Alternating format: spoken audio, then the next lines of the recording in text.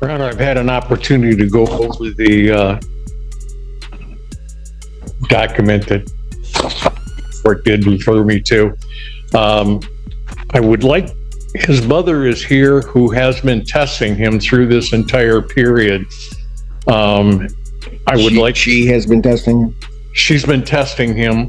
I would like you to hear from her if you're willing to listen prior to a request I'm going to make to possibly delay or adjourn this for a couple of short weeks while my client, this stuff is moving out of his system.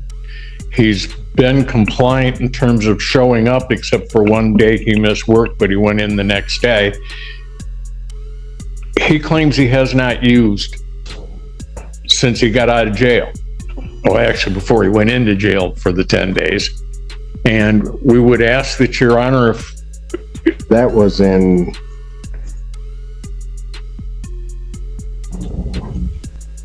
Your Honor, he was released from jail on May 15th. That's what I thought. Right. And he's saying he hasn't used since May 15th? Before then, because he was in there for 10 days. He went in May 2nd, Your Honor.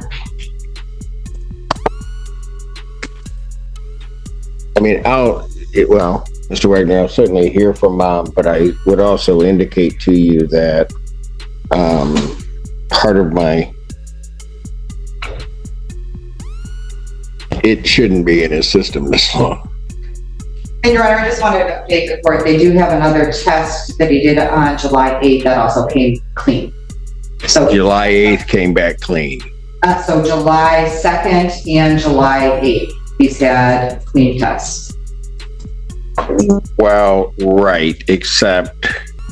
Correct. There's been a month and a half. Well, no, I'm talking on July 2nd. I'm not sure that that's a clean test, only because... It's clear, but I do see the creatinine. The creatinine. Creatinine comes generally through energy drinks as well, Your Honor, and it may not be a violation. Yeah, I know. But let's put it this way. He's positive on the 27th of June, and then the 2nd he's negative, but I have abnormal creatinine and never had abnormal creatinine throughout any of the testing that's listed here. So that... First one for me too, Your Honor. Yeah, so that's a problem in my mind. I'll hear from his mother if that's what you wish me to do. Ma'am, can you come forward?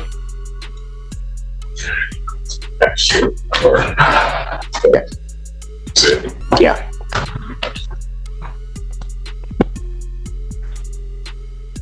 Good morning. Morning. Which I know you're nervous. I've never been here before. I don't know the. You know, me too. protocol. I feel that way every day. All right. What's your name here? Tracy Knudsen. All right.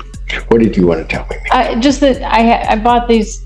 He was a regular user prior to all these events, and I purchased a testing kit that tests for 5 levels of THC in the urine, and throughout the time that through the course of May and June, I was able to see him clear the levels of the testing kit, you know, within one or 2 weeks past, another level would clear negative. But at the more sensitive levels, it took him longer to pass. So I believe that he was not using any substances. I don't know about the creatine. I don't know what that is. All right. So I can't speak to that. But anyway, he over time, but it did take him a month and a half to clear through the at-home test kit that I was able to purchase online. I mean, I know it's not the same level of testing that they do here.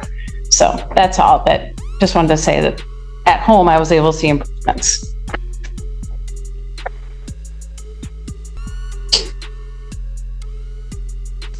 I thank you for that. And I know that it does, you know, I've just been told it takes, because I was frustrated. Why aren't you testing negative? I know. So I know that it takes a long time to get out of the system, and he was a regular, unfortunate daily user before. Yeah. And I mean, all right. I mean, I get it. And just so that you know, the creatinine level, or his abnormal creatinine, and I'm not sure which test you got, but that doesn't matter. There are ways, particularly with some of the levels, that those tests can be fooled, and our test picks up other things. How long have you been testing him? When did you start testing? Oh, 2 years ago. Okay. But I mean, he was always testing positive on the test, but we started this test, this level where it had the 5 levels last summer, and then again recently, just throughout May and June. Got it. But it only tests for THC. Yeah, no, that's fine. And that's, for him, that seems to be his issue. All right. Okay. Anything else you want to tell me, ma'am? No, I don't think so. No? Just that he's been it's really great to see him lately. It is? He's been doing great since he's been staying sober. Got it. Important. Okay. Thank you. Thanks. And you did fine for not being here, before. Thanks. Thank you. Sorry.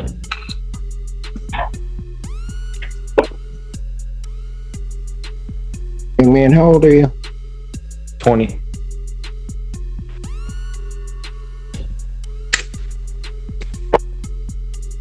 Anything you want to tell me? I said anything you want to tell me. Yeah. I just wanted to say that I was such a heavy user before that's probably why it took longer to take out of my system. I was using every day, anytime I could. And I learned a lot from jail, and I stopped using after that, and I didn't know why the tests kept coming back positive. I have an idea probably why it's coming back positive, but I'm not gonna go there. Okay, here's what I'm gonna do.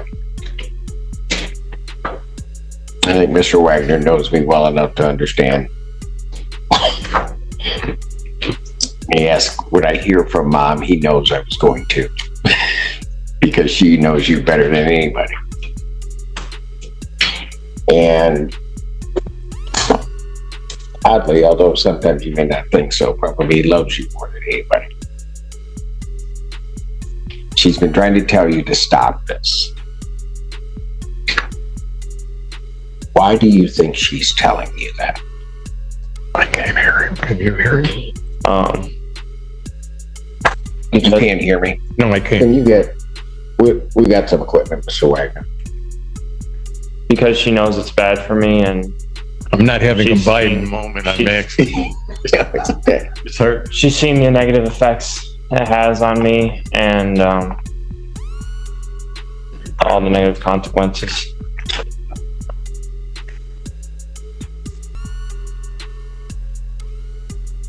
So when she's seeing that and pleading with you, sure, there's just been sort of pleading in prayers, a mother's prayers. Why don't you just stop? Well, I have stopped. Okay. Before that, before we get into any of this other stuff here, why didn't you stop? Before Yeah. I went to jail, I was addicted, and it is a much heavier drug than it used to be, and the levels that you can get now are much. Oh, I know that. But here's what I'm going to tell you. Sometimes you got to quit making excuses. Okay? Yeah. And you got to quit saying that it's this, that it's my system that's taking a long time to get out. I don't want to call over and get the levels. Because I don't think I'm going to like what I see if I do. I think you're going to like what you see. No, you don't. Young man, understand something. You don't want me to do that. Because when I do that, it rarely turns out very good. Well, I'd like you to do that. I'm not going to do it. And here's why. I'm going to do what your counsel asked me to do. I'm going to adjourn your sentencing out. Because see, here's the thing you don't get, all right? And you got to quit. I realize you're 20, but you want to do things your way. You're trying to tell me, go get the levels, go whatever. I don't even need to get the levels. I've got abnormal creatinine. That's a violation. That's a positive test. So I could send you on that right now. You understand me? Yeah. But I'm going to follow what your attorney asked me to do. I'm going to adjourn your sentencing. But here's the catch to it. Probation has recommended an additional 5 days. I don't know what other things you're taking that are maybe causing the abnormal creatinine. But if you come back here, your mom seems like a wonderful person who just cares about her son and has been trying, and you haven't been listening.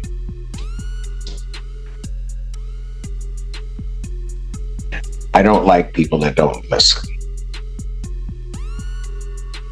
So the kicker to this is probation's recommended 5 days. I'm going to adjourn it out. You're going to show to me, but more importantly, show to your mother that you're not using this.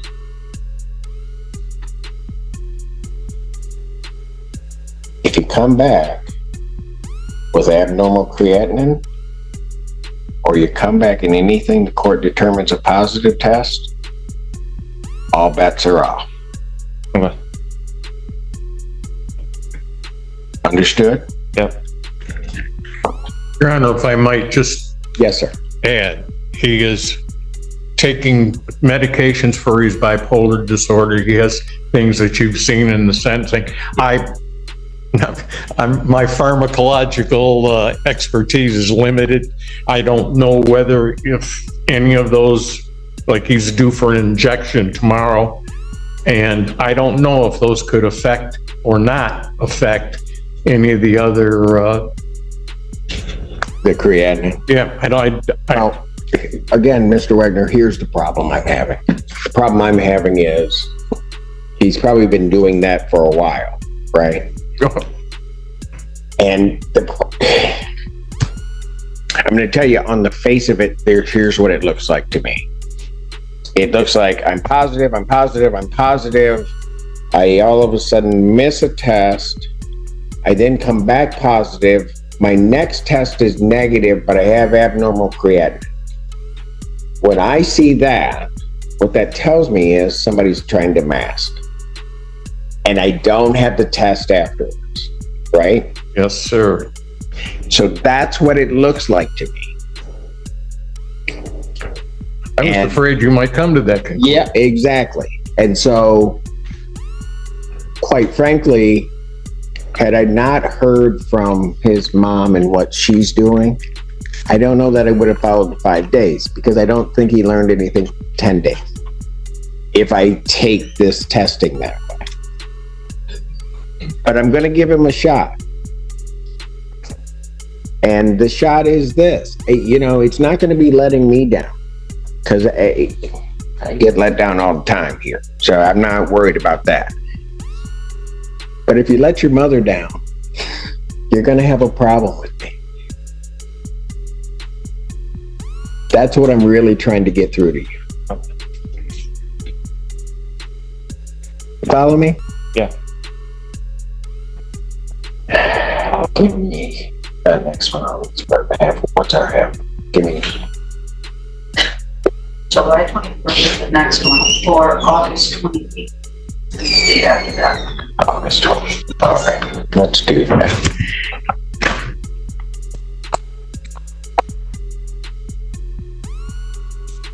I'm going to adjourn his sentencing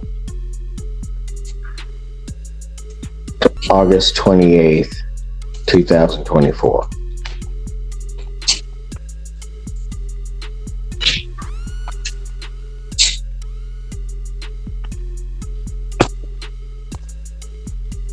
Lane test. Got it? Yep. You might want to look up what causes your creatinine to go up. I doubt it's your medication. Yeah. So you might want to look that up and avoid those things. Okay.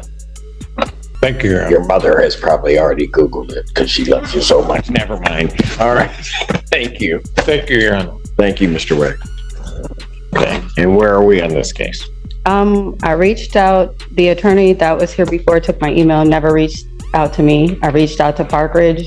I got an email a day before I had to come here stating that, talk to the attorney, you owe the money. That was it. No mediation, no nothing. And I brought the emails too, so just in case. So I hadn't heard any contact. I paid May 1528, April 1320. So I'm actively showing that I'm ready to catch up with it, but they won't budge on late fee or anything. I got it. My hot water heater is out. Been out for 3 days. No fixing, no call, no nothing. You're starting to make this sound like a country song. Hold on. It is. And Just hold on. and by the way, I have not had a mailbox key since I moved in. So they want all this money from me, but don't want to help me. Crazy. And all I asked is, where were we? And I told you, that's where, Yeah, I know. you All right. did. You answered my question. that's where we're at. All right. So let's start at the beginning. Okay. How much do you show her owing? I have a current balance, including court costs, of $3,676. I do see that, $376. I got $36.50 is what they gave me through email. Your Honor, the court costs that were added don't include, are less than, well, the court costs that were put on the ledger are less than the actual amount of court costs. If that makes sense. So there was $196 put on the ledger, but the court costs are actually $222. Okay. So I'll be asking my client to So she owes 33. She paid that. Now, my understanding, outside of the other matters that she's brought up, is that there was going to be some contact with her regarding resolving the rest of it, because she was making substantial payments. And I do show a payment of $500 from the day of the hearing, as well as the 1028 that was to be paid on The 10th. It's my understanding that there was another 1028 to be paid today. I don't know. No, it wasn't today. It was the 24th. Right, because she had to go That's bi-weekly. their week. Yeah. Yeah. Okay, the notes say the 17th, but I understand. No, I set today so that we could make sure that Perfect. those payments got in. And then, so that's how we ended up today. But And just for the record, as far as contact goes, Ms. Gazarian has been out of the office okay, this week, so. gotcha. Okay, because when Ms. Hobbs, when you said that, it does not, that is not Ms. Kazarian. Okay, she usually gets back to people, which sort of surprised me a bit. Okay, so how much is your monthly rent? $1,028. That's right. So if she pays another $1,028 on the 24th, then will be at least, her next check won't be until the 7th. And so, but we'll be right at where we are now, monetarily. Absolutely. And what you're looking at is not only in terms of repairs, but you're also looking at trying to get them to work something out. with the late fee at least, because if I keep paying them $1,028 every 2 weeks, I'm still gonna be behind because the late fee keeps building. And then on top of that, I'll never catch up. And then I don't have adequate monetary money for electric bill and other things like that. So I'm like, I can do it, but I'm gonna be sitting in the dark on top of that. And then I'm still owing late fees and still living in a house with no hot water. No mailbox key since I moved in. I know. I remember the mailbox key. You want me to write that down? Yes. Already? Write it down. Mailbox key. I just now, after hounding email, I just now got my receipt. Hobbs, you're killing me. You know, just hold on. Just hold on a minute. I'm trying to figure out how we get this out to a certain point where somebody can respond to you. Okay. Because you had a plan in mind of trying to get it paid off. I get it. I did. But they can't do anything without approval of their client. If the attorney was out, then that didn't happen because it didn't get back to you. Okay. Okay? All right. So here's what I'm going to do. I'm going to set this out. Your next payment is the 24th, right? Right. So I'm going to set this out 2 weeks to the 31st. Okay. May 31st, 2024 at what time? 2 p.m. Whew.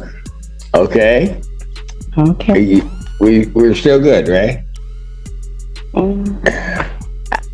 It's just, I just made him a 1528 payment in May. Pardon? I just made that payment in May, that money that I paid on the 3rd I got you. on the 10th. Pardon? I still have other bills to pay as we speak of this month, so they want me to make another $1,028 payment in May. Well, here's what I'm trying to do. What I'm trying to do is, if you make the 1,028 in May, Okay. that stretches the time I can try to work with this case. I see. Because then I can say at least as we go into June, the number doesn't go up. Gotcha.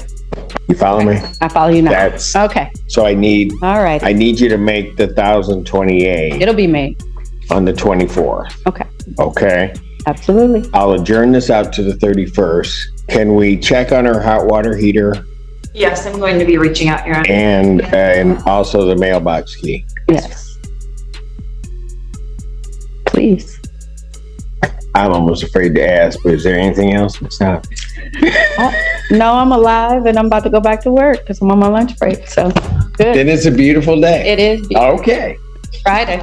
And it's Yes, that's the most beautiful part. All right. I have one more question. How do I get?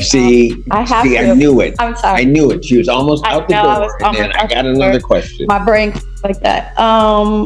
Do I go to the front of the court where the officers are to try to get a letter stating on what my court date is? Because I just put it in my phone, but I need something for my job. Because if it's after 12, I have to give them reasons. Hold on. What do you need? A letter saying that I have court, which I asked the office for. They don't have them. I hear you. You know you like me. Just What? you know we're vibing here, Judge Simpson. Is that what that is? It's absolutely, Okay. I didn't know what that was. absolutely. But okay. All right. Here's what I'll do. Alrighty. Where'd Diane go? I was gonna say the clerks can get her. No, we're gonna do something. You need something that says that you got to be here on the 31st. Absolutely. Okay. And that I was here today. Okay. Have a seat. Awesome. And I am going to do this for you. I will have my staff prepare a letter for you. Okay. All right. Perfect. Thank you so much. I You appreciate didn't want my signature on it. it. If you want, No. even better. Nope, not doing that.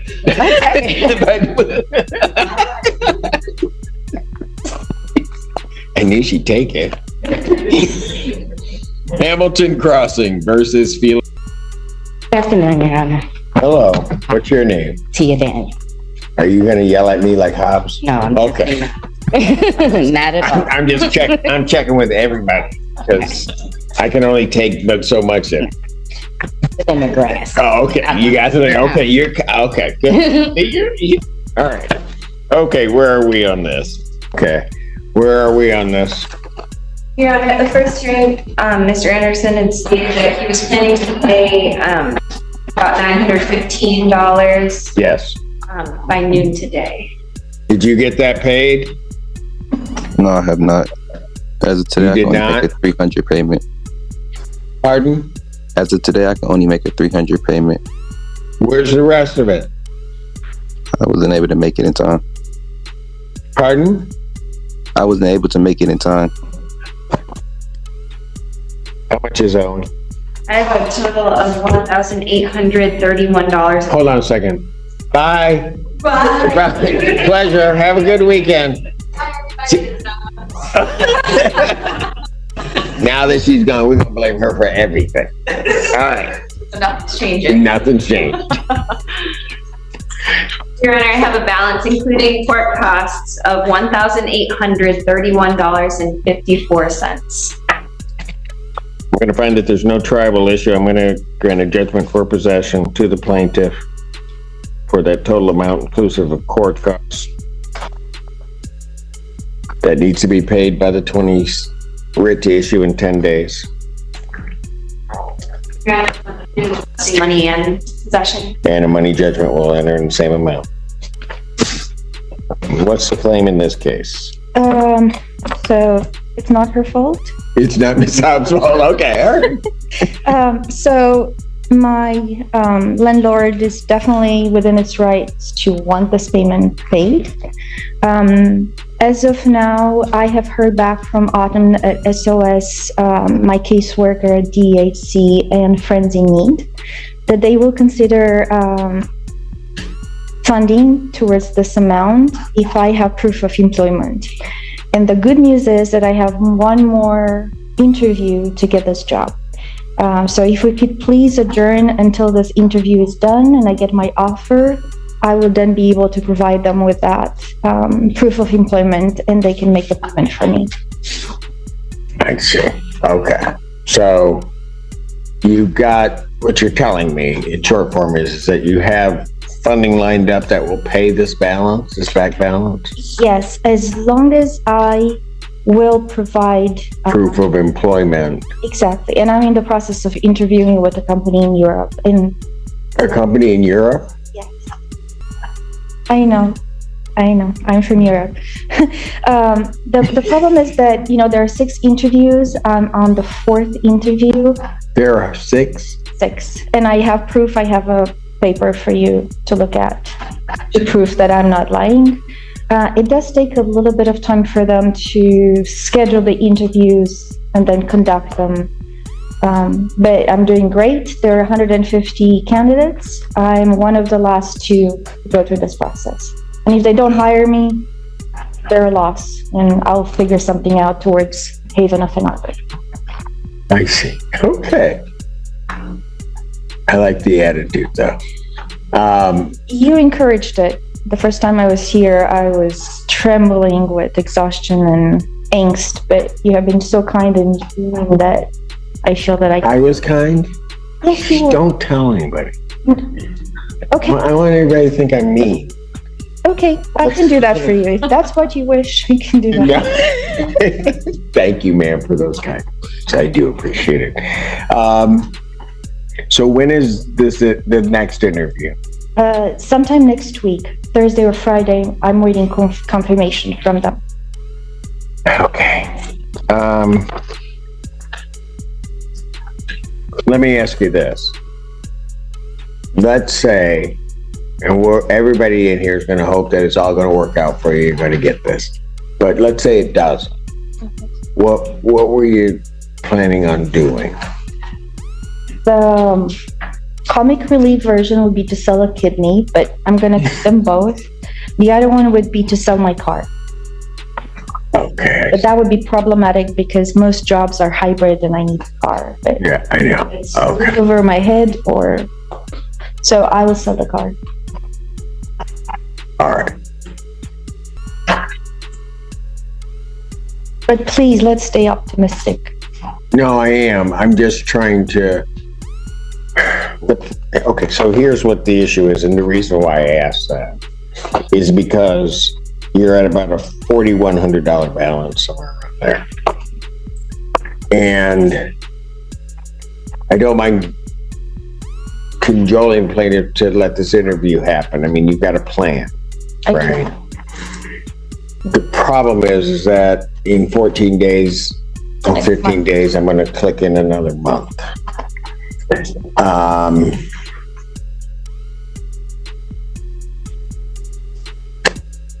And so if the interview were going to be sometime before Friday of next week, then I don't have a problem going out a week. I mean, just to make sure that, or to see where something's going.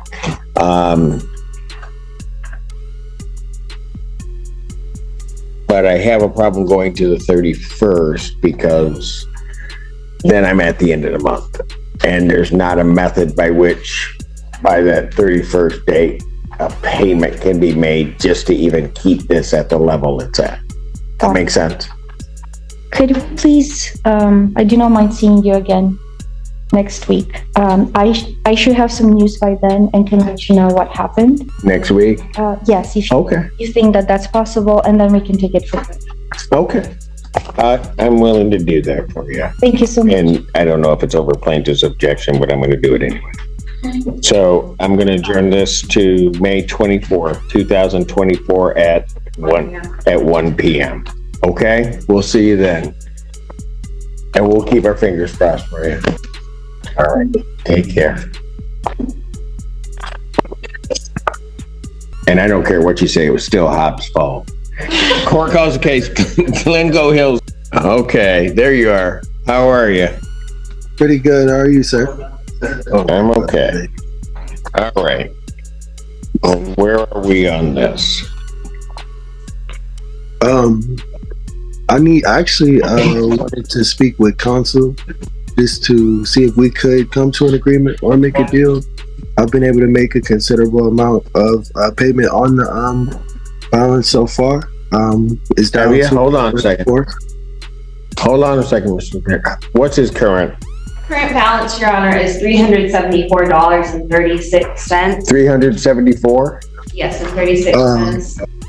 Okay, so hold on, because you were at 2,000 something the last time I was here.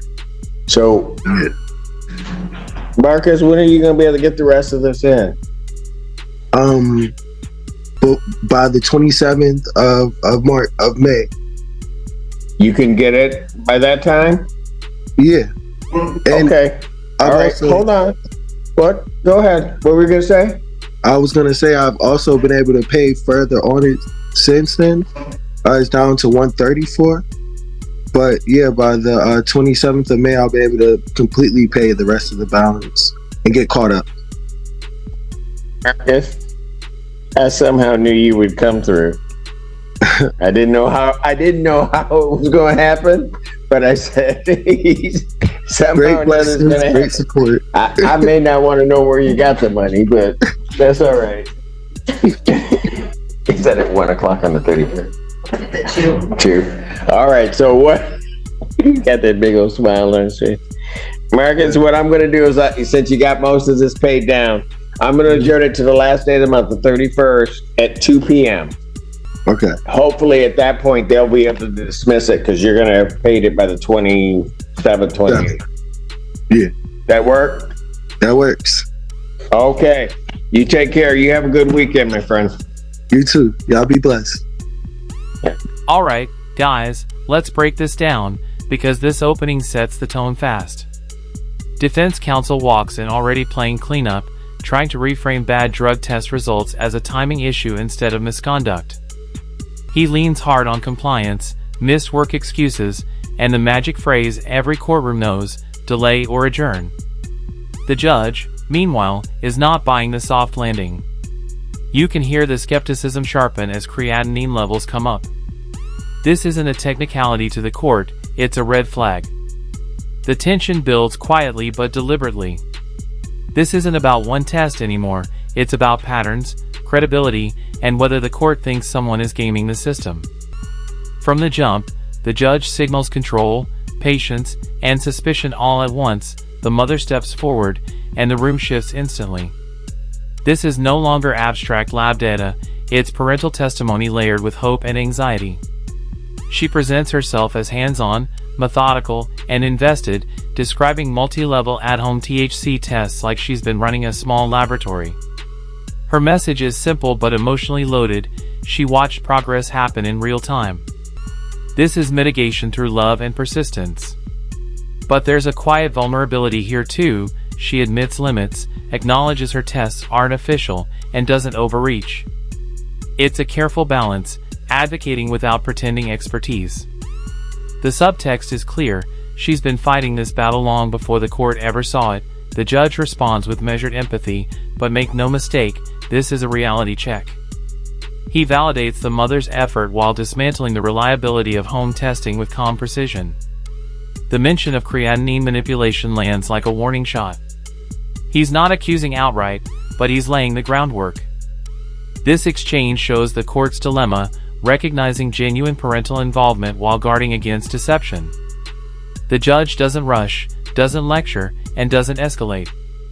Instead, he reframes the situation. Good intentions don't override scientific inconsistency. The tone is professional, but the stakes quietly rise. Trust is now conditional. The defendant finally speaks, and the strategy becomes confession mixed with confusion.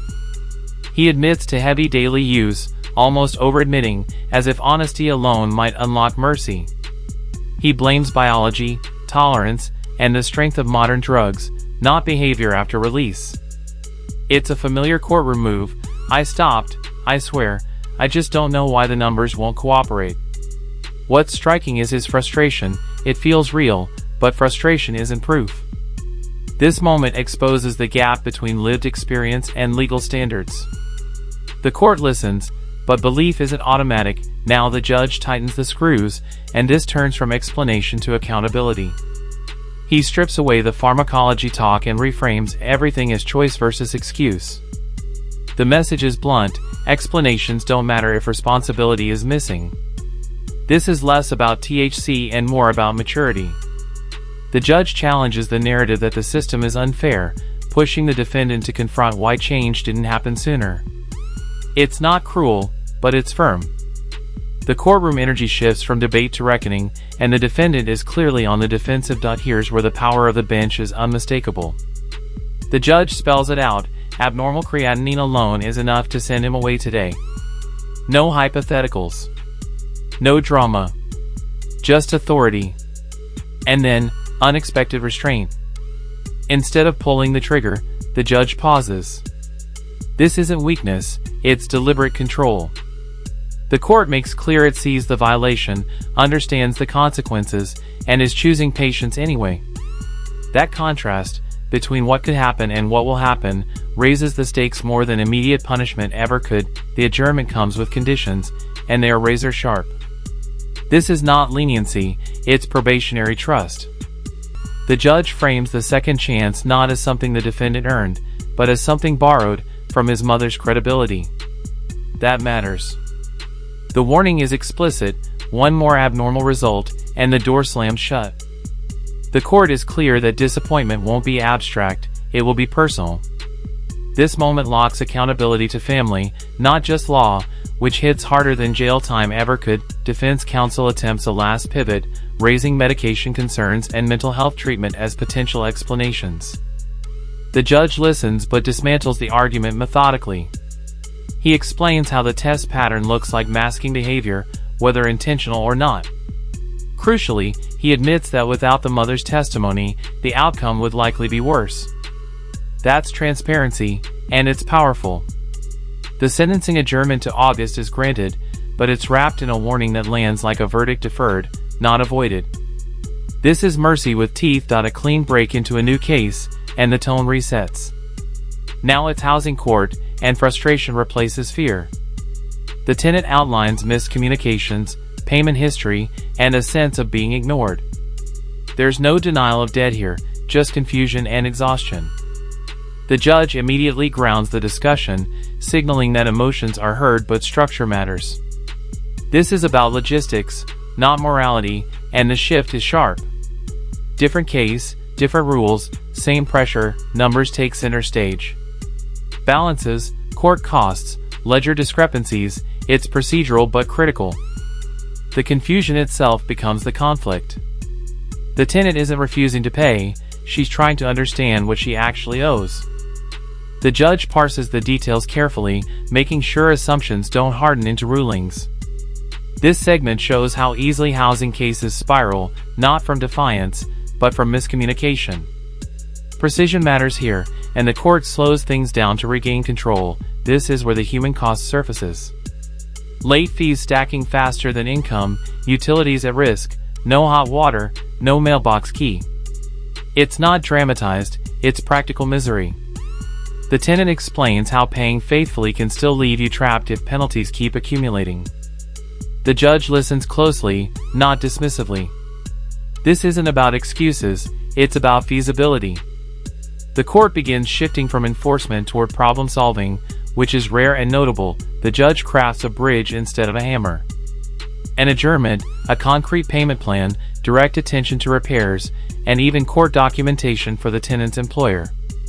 This is judicial pragmatism at work. The humor is light, but the intent is serious. Stabilize first, litigate later. The power dynamic softens, not because the court must, but because it chooses to. This segment shows how authority can be used to de-escalate instead of crush. Another case, another missed payment, and this time the court's patience runs out quickly. Promises were made and broken. The judge moves decisively, granting judgment for possession and money. There's no speech, no moralizing, just consequences. The contrast with earlier compassion is stark and intentional. This is what happens when plans don't materialize. The court isn't emotional, it's procedural. And procedure is unforgiving. The tenant counters with a bold gamble: pending employment, European interviews, non-profit assistance lined up, if the job comes through. It sounds almost too hopeful, but the documentation backs it up. The judge probes the plan, stress tests the timeline, and challenges optimism with math. Yet, he grants a short adjournment anyway. Not because he's convinced, but because the plan exists. This is a high-wire act between realism and possibility, and the court allows one more step forward. The final case lands on a rare upswing. A balance that was once overwhelming is now nearly gone. Progress is real, measurable, and acknowledged. The judge's skepticism gives way to cautious approval, and the adjournment is framed as a formality, not a warning.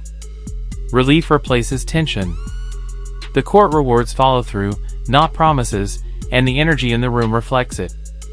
This is the quiet victory most people never see, but desperately need to. Make sure to like the video, subscribe to the channel, and we'll see you in the next one.